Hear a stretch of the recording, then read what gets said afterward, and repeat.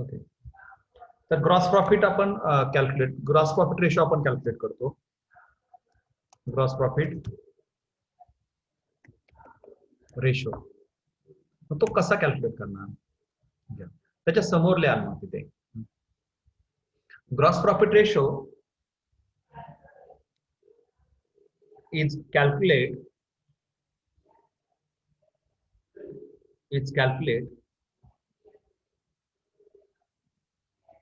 to find out gross profit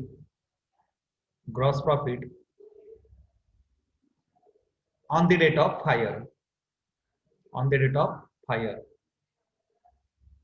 It is useful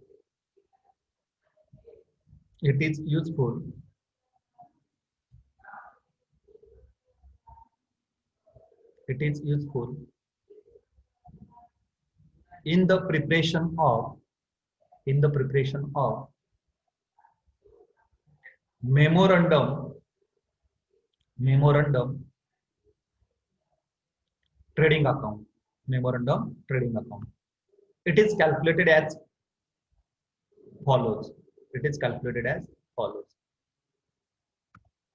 मग gross profit ratio आपण कसा calculate करणार आहोत?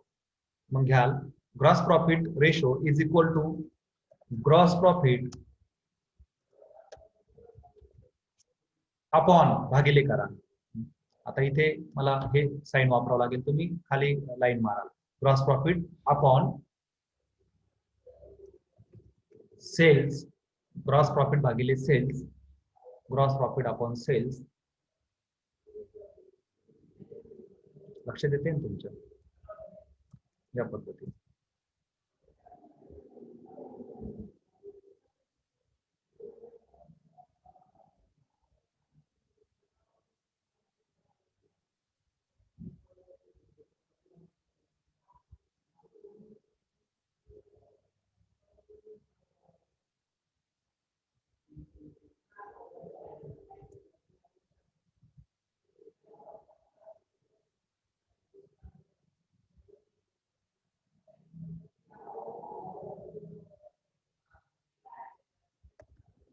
Sales multiple by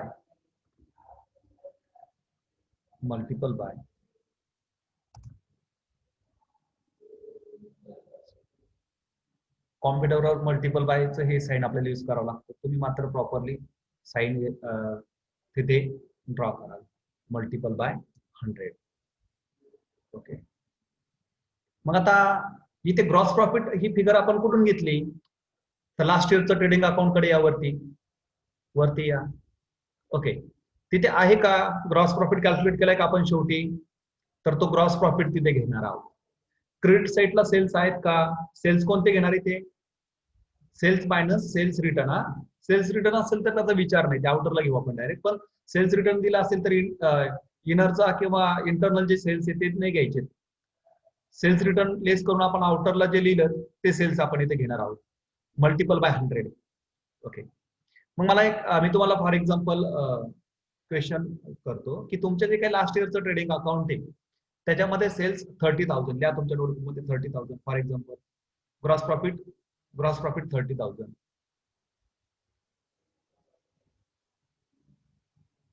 आणि सेल्स दिले तुमचे 1,20,000 क्रेडिट साईडला. तर तुमचा जीपी रेशो किती येईल? मला मेसेज कराल.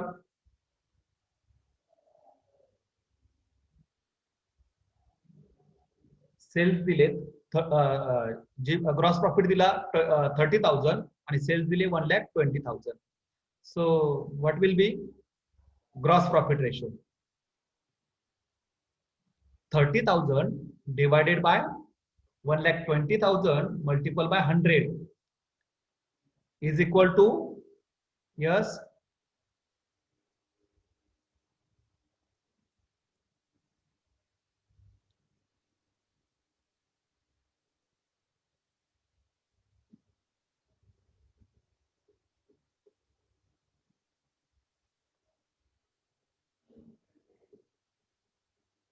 %25. Very good. 30%. How Mayur? 25%. 25%. 25% येतं ते. ओके, समजलं तुम्हाला? हां, 25%. Very good, very good. ठीक आहे. ते स्क्रीनवर नका काही डिस्टर्ब करू. कोण काय करतंय ते स्क्रीन शेअर नका करू प्लीज. झालं. आता स्टेप नंबर 3 घ्याल.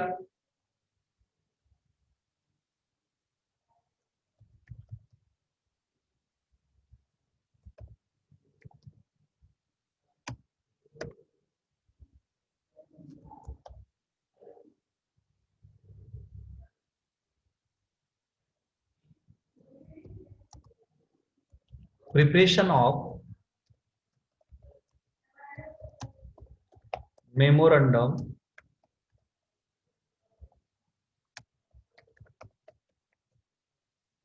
trading account. Memorandum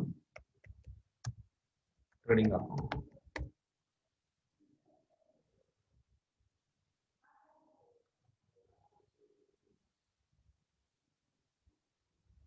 ओके, मग त्यामध्ये घ्या memorandum trading account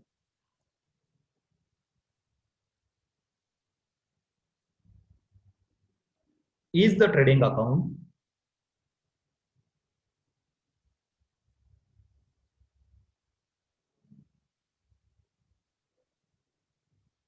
which start from opening date of financial year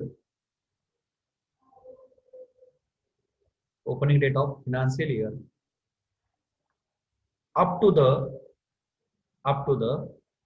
date of hire. Date of fire म्हणजे ज्या दिवशी फायर झाला असेल त्या दिवशी.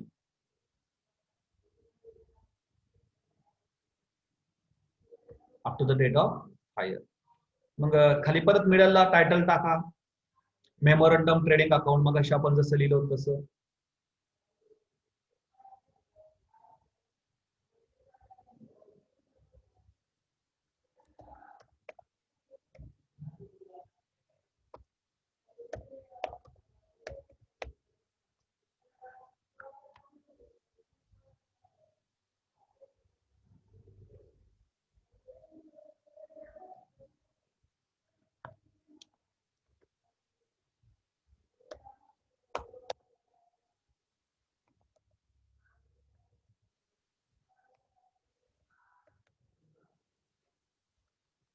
पटकन एंटर होत जा रे.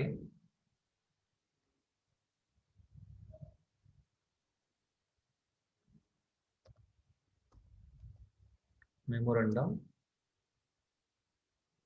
वरती स्पेल मिस्टेक झालंय घाईघाईमध्ये. Memorandum MEMORANDUM memorandum trading account.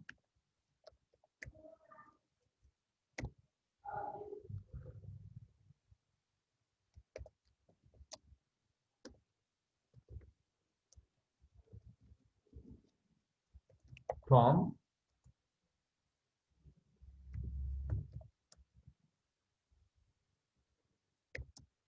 First April to the date of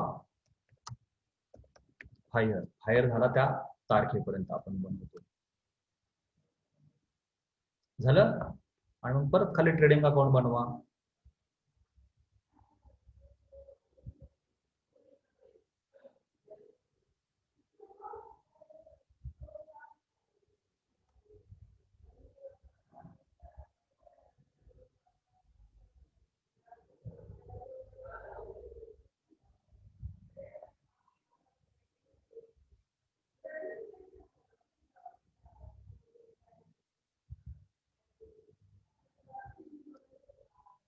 Don't share screen.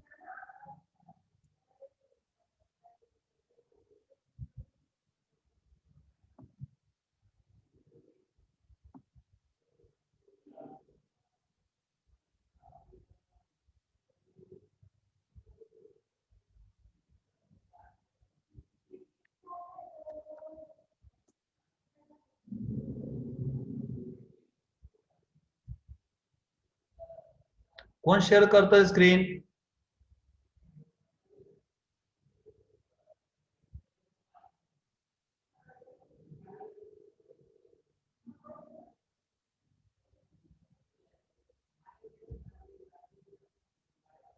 असं काही करू नका कोणी.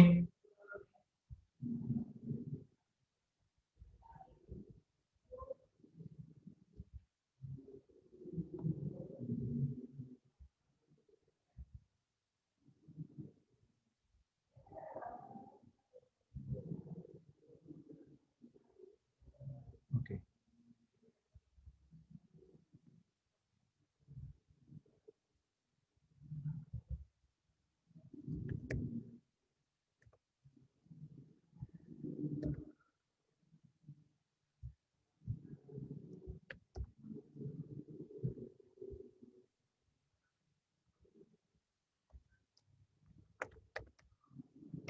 पर्टिक्युलर्स.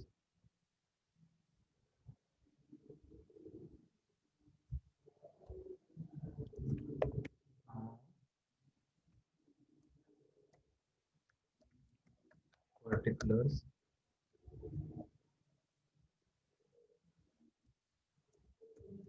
अमाऊंट. ओके. मग आता जो मागच्या वर्षीच आपण लास्ट इयर ट्रेडिंग अकाउंट बनवलं, त्याचा जो क्लोजिंग स्टॉक आहे बघा, आहे ना तो क्लोजिंग स्टॉक, तो ह्या वर्षीचा काय बनेल?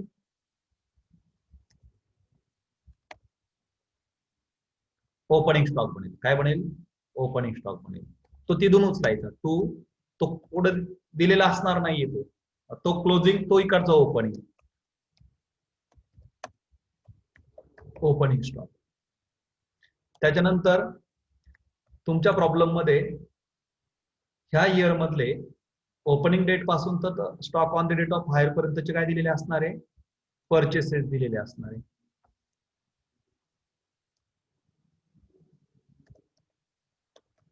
परचेसेस जर रिटर्न असतील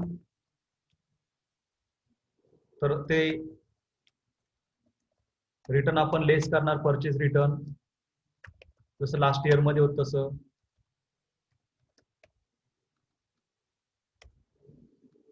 त्याच्यानंतर टू वेजेस जे काय असेल ते. ओके. आता इथे त्याची अमाऊंट घेतली आपण.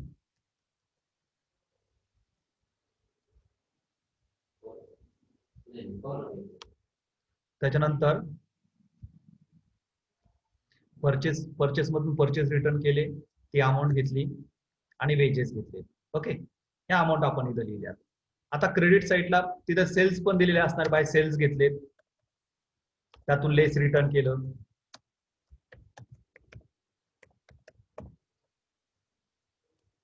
ते रिटर्न लिहिलेत आपण इथे.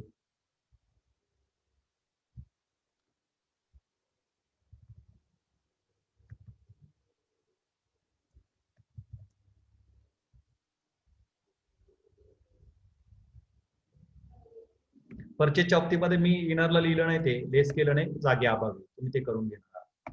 ओके. आणि ती अमाऊंट आपण आउटरला घेतली.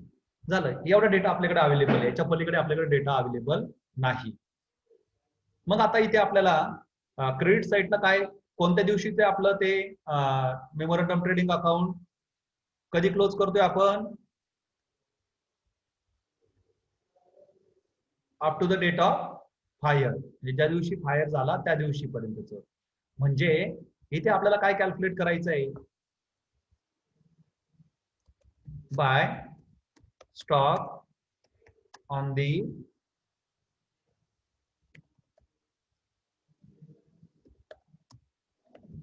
Date of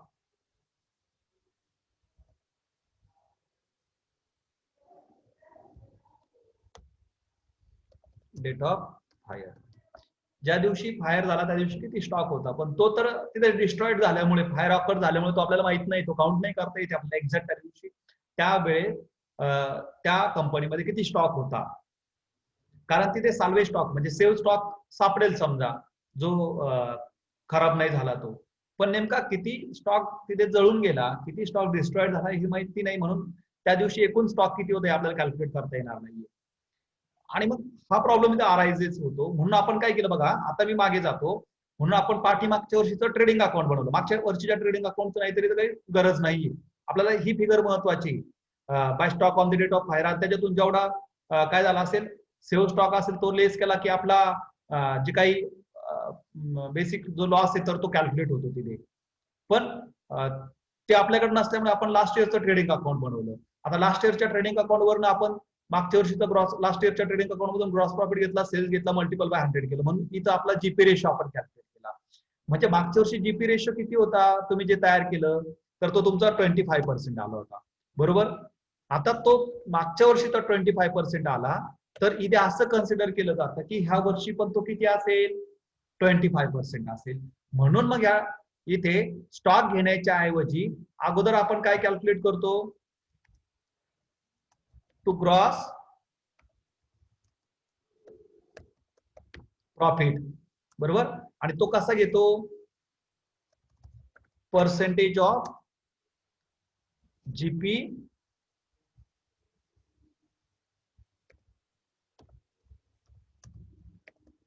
ratio. मग आता लास्ट इयरचा आपला जो काही जीपी रेशो होता तो 25% आहे.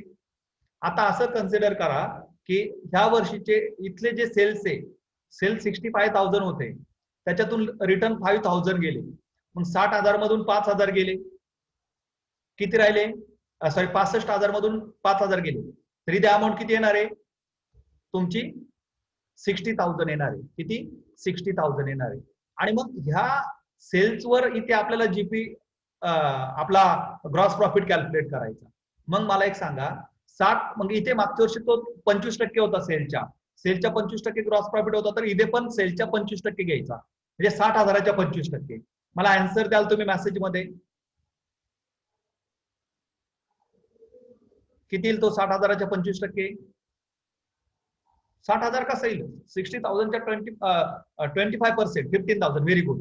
किती येईल तो, 15,000. तर तो इथे तो लिहायचा आपण मग 15,000. ओके, म्हणजे इथे आपण जो स्टॉक आहे तो न कॅल्क्युलेट करता इथे ग्रॉस प्रॉफिट कॅल्क्युलेट केला मागच्या वर्षीच्या ग्रॉस प्रॉफिट वरनं. मला मी काय केलं लक्षात आलंय का तुमच्या, मला मेसेज करा मी काय केलंय नेमकं. पहिली step, first step, second step, third step, तुमचं लागती का लिंक, मला मेसेज कराल. प्रायव्हेट मेसेज करू नका तुम्ही, ओपन मेसेज करा, अशी रिप्लाय सर्वांना होती. यश जाधव, काय नाही कळालं मला ते सांगा नेमकं.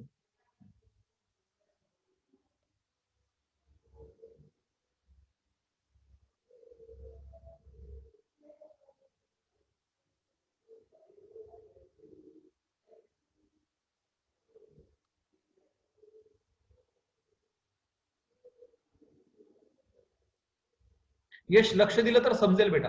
आपण काय केलं, तुम्हाला मागच्या वर्षीचं ट्रेडिंग अकाउंटचे डिटेल्स दिले, त्यावरनं लास्ट इयरचं ट्रेडिंग अकाउंट बनवलं.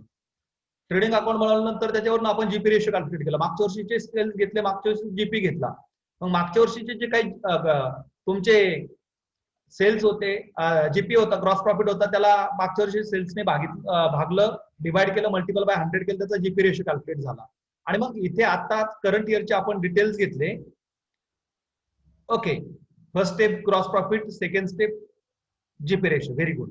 ओके, मग आता इथे आपण चालू वर्षीचे जे काही सेल्स आहेत त्या सेलच्या 25% इथे आपण जीपी ग्रॉस प्रॉफिट घेतला, म्हणजे 60,000 इथे सेल्स होते, तर मग मागच्या वर्षी जीपी रेशो आपला 25% होता, तर आता पण तो 25% असं कन्सिडर करायचं. आणि आतापर्यंत सेल्स किती झाले, 60,000, आणि मग 60,000 सेल्स झाले, म्हणून 60,000च्या 25% आपण इथे जीपी कॅल्क्युलेट केला, तो इथे कॅल्क्युलेट झाला. म्हणजे इथे आपल्याला ग्रॉस प्रॉफिट आपण अगोदर कॅल्क्युलेट करून घेतला. आणि मग ह्या प्रॉब्लेम मध्ये मात्र तुम्ही अगोदर डेबिट बाजूची टोटल करणार आहात. आता बघा, तुम्हाला ओपनिंग स्टॉक मिळाला, म्हणजे 5 फिगर पैकी बघा, ओपनिंग स्टॉक मिळाला, परचेसेस मिळालं, सेल्स मिळालं, स्टॉक मिळायला पाहिजे होतं पण तो तर कॅल्क्युलेट करायचा, तो मिळत नाही, म्हणून आपण जीपी कॅल्क्युलेट केला. म्हणजे opening stock number 1, purchases number 2, gross profit number 3 आणि सेल्स नंबर 4, ऑटोमॅटिकली तुम्हाला फिफ्थ अमाऊंट काय होणार तुमची कॅल्क्युलेट होणार आहे. हे तिथं लक्षात घेण्यासारखं आहे. आणि मग क्रेडिटला ती लिहिल्यानंतर इथे काय केलं आपण, त्या टोटल मधून सेल्सची फिगर लेस केली आणि आपल्याला इथं फाइंड आउट झाला ग्रॉस प्रॉफिट सॉरी काय by stock on the date of hire. This is the step number 3. इतकं सोपं येते. लक्षात येते का? आता स्टेप नंबर 4 कडे जायचं आपण.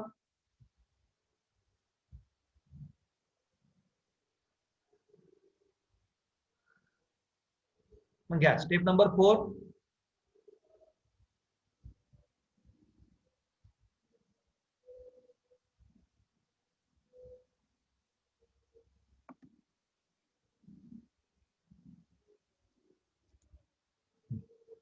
स्टेप नंबर 4 कडे येतोय आपण. घ्या स्टेप नंबर 4.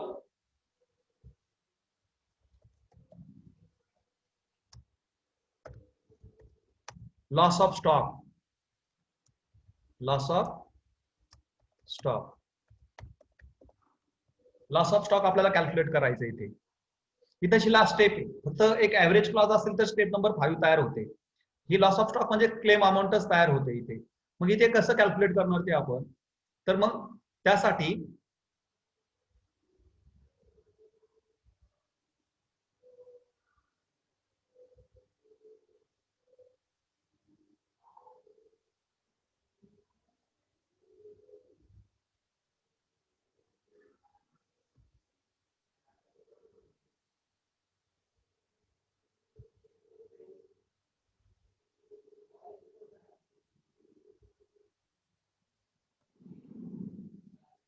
इथे ड्रॉ नाही केलं तरी चालतं, पण फॉर्मॅट व्यवस्थित दिसतो म्हणून आपण ड्रॉ करतो. या स्टेपला तसं ड्रॉ करण्याची गरज नाही.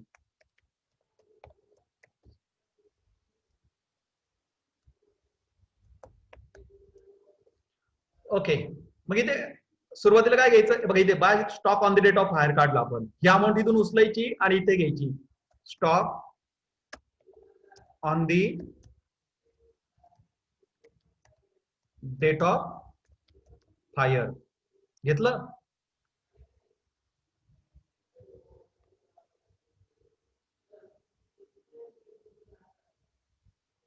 आणि मग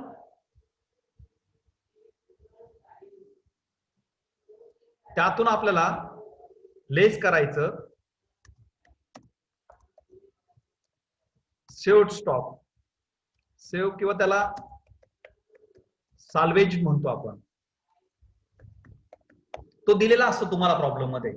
किती स्टॉक वाचला काउंट केलेलं असतं. फिजिकल व्हेरिफिकेशन करतात ते आणि त्यामध्ये किती स्टॉक वाचला ते बघतात. मग त्या दिवशी stock on the date of hire, stock on the त्या दिवशी किती स्टॉक होता आणि त्यातून वाचलेला स्टॉक आपण लेस केला.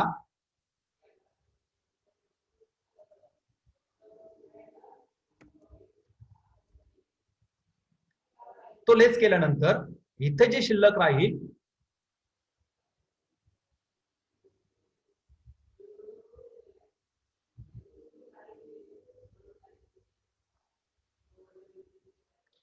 तर ते तिथं शिल्लक राहतं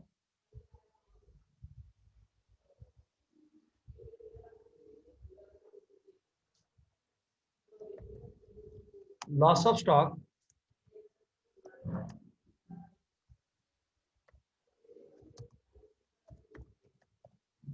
किंवा त्याला दुसरा शब्द वापरतात तिथं stock destroyed by fire.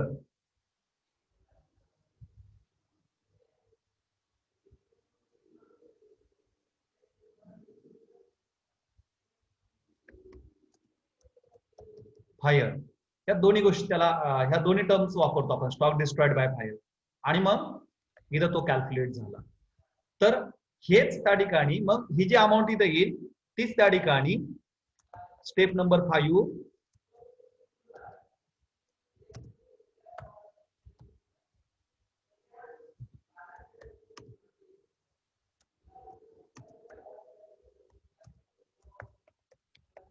Amount of claim is equal to ती जी अमाऊंट येईल वरची तीच त्या ठिकाणी काय तिथे तो क्लेम अमाऊंट त्या ठिकाणी कॅल्क्युलेट होईल जो काही लॉस झाला तो. इथे ऍव्हरेज क्लॉज मी तुम्हाला शिकवलं नाही ते. मी एकदा हे बेसिक प्रॉब्लेम त्या ठिकाणी घेतो आणि मग ती शेवटची स्टेप एक ऍव्हरेज क्लॉज.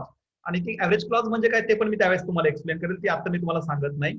तर ह्या 4 स्टेप मध्ये आता सध्या आपण प्रॉब्लेम सोडवतोय. पण त्या ठिकाणी ऍव्हरेज क्लॉज धरून तिथे 5 स्टेप येतात आणि ती शेवटची स्टेप म्हणजे अमाऊंट ऑफ क्लेम जी काय आन्सर येतो ते आपण तिथे स्टेप म्हणून तिथे लिहित असतो. Okay, so these are the steps included in the loss of stock policy to find out the claim for loss of stock. Okay, हे माझं सबमिशन या ठिकाणी राहील. तुमच्या ज्या क्वेरीज आहेत त्या मला तुम्ही विचाराल आता. लिहून घेतलं तुम्ही?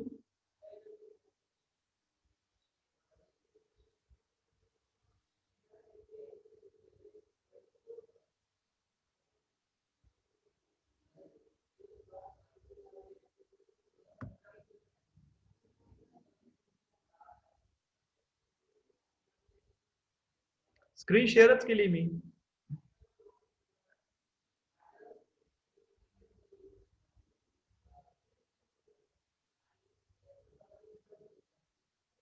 लक्षात आलंय तुमच्या काही क्वेरीज याच्यामध्ये?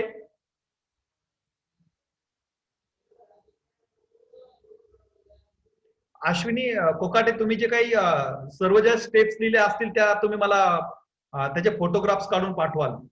मी मुलांना शेअर करतो ते, किंवा त्याचं 2-3 लोकांनी पाठवून तरी चालेल, पण कोणाचं तरी एकाच चांगल्या अक्षरामध्ये द्या ना. मला अश्विनीचं नाव आठवलं म्हणून ते घेतोय. ऋतुजाने पाठवलं तरी चालेल, आकाशने पाठवलं तरी चालेल, रोहित तू पाठवलं तरी चालेल. ओके, समजलं मग इथपर्यंत? शुभम तुम्ही पाठवलं तरी चालेल. ओके, समजलं? ठीक आहे, आपण इथे थांबूयात मग. मी तुम्हाला तसं हे व्हिडिओज पाठवतो आज परत. ओके,